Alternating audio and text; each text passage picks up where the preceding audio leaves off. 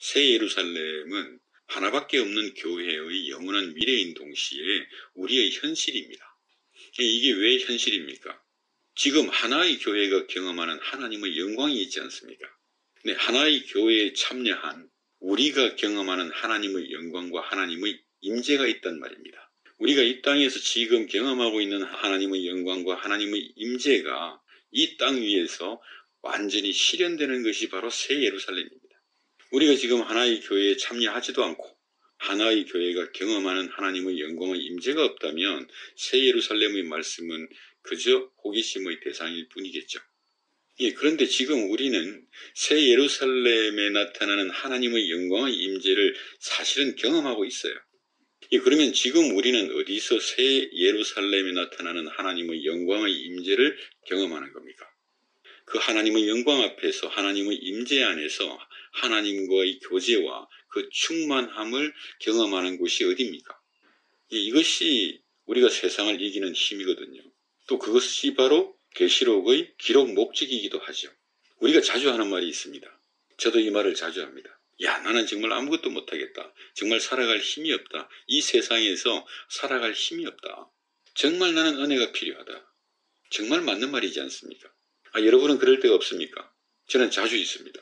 야, 정말 못 살겠다. 정말 힘들다. 정말 나는 은혜가 필요하다. 하나님 은혜 주세요.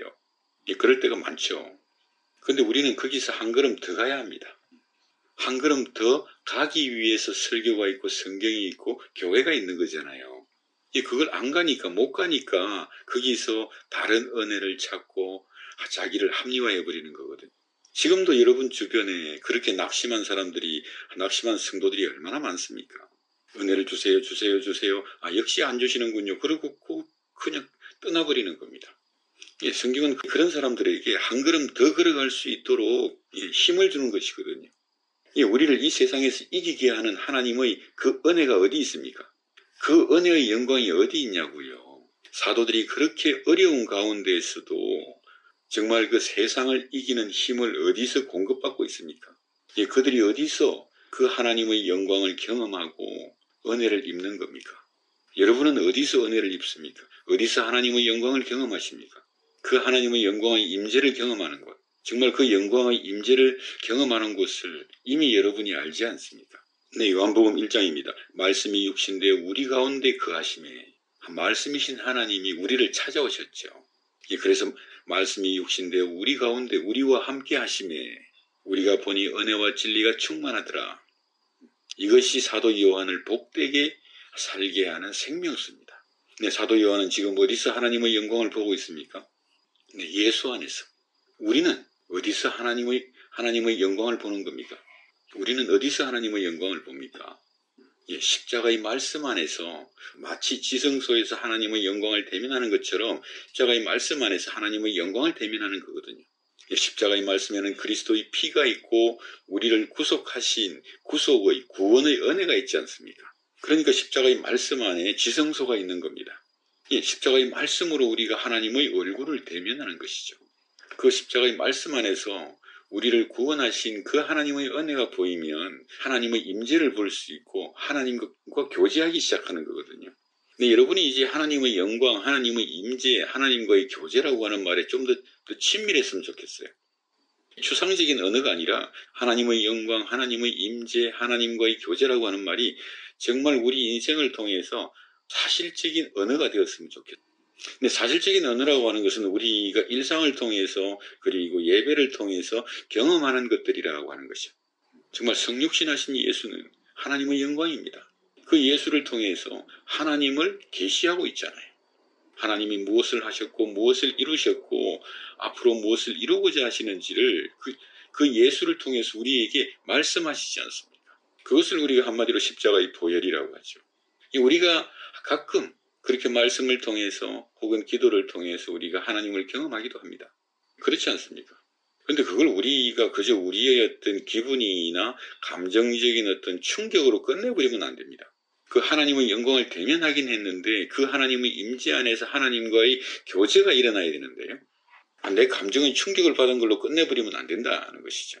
정말 이 십자가의 말씀 안에서 우리가 하나님의 영광을 대면했다면 하나님의 임재와 그리고 하나님과의 교제가 일어나야 되는 거거든요. 그러니까 하나님과의 교제라고 하는 말도 우리가 너무 추상적으로 이해하고 있는 것들이 있어요.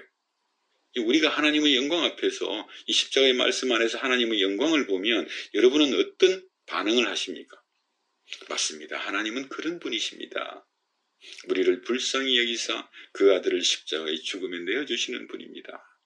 맞습니다. 하나님은 그런 분입니다. 하나님께서 창조하신 이 세계를 이렇게 그냥 둘 수 없는 분이십니다. 내가 정말 하나님은 그렇게 당신의 일에 신실하시고 충성된 분이라고 하는 것 맞습니다. 아멘.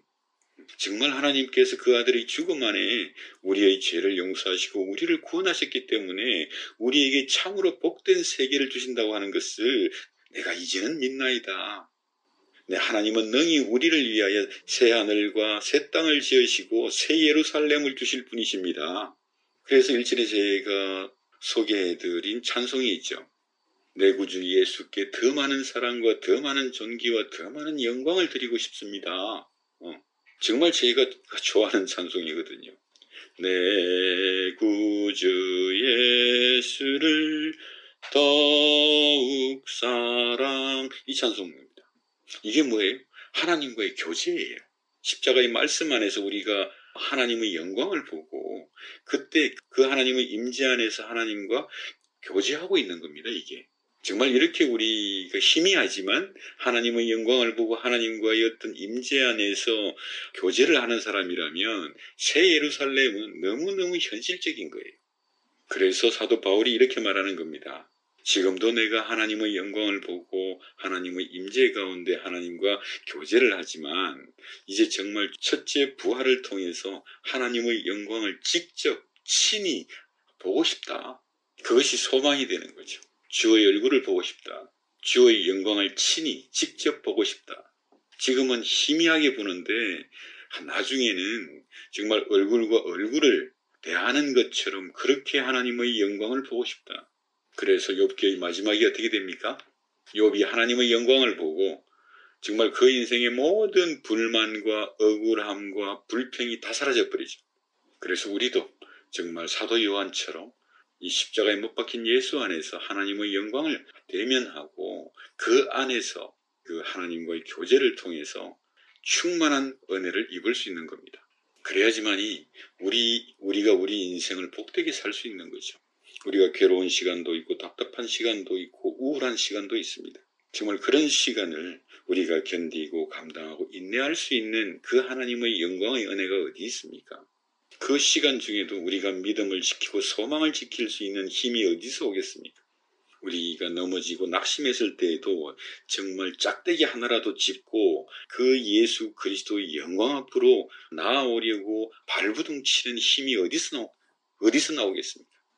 그 믿음의 행위가 우리로 하여금 대단한 감정적인 충격을 경험하지를 못했을지라도 이미 우리 안에 그 믿음이 생명으로 우리 주변으로 흘러나갑니다. 그래서 이사야서에서는 여호와의 영광이 너희의 영광이라 그렇게 말씀하시는 거거든요. 여호와의 영광이 너희의 아름다움이라 그렇게 말하는 겁니다. 하나님의 영광을 보는 자들은 삽니다. 그리고 그 하나님의 영광은 하나님께서 우리와 함께 하신다고 하는 것을 경험하게 하는 겁니다. 그래서 지금 계시록 21장을 차분히 한번 읽어보십시오. 하나님의 영광, 하나님의 임재입니다. 그 하나님의 영광을 새 예루살렘 성의 아름다움으로 거대함으로 우리에게 전해지고 있는 것이거든요. 하나님의 약속은 이렇게 참되고 이렇게 신실하다고 하는 것을 우리에게 보여주는 것이죠.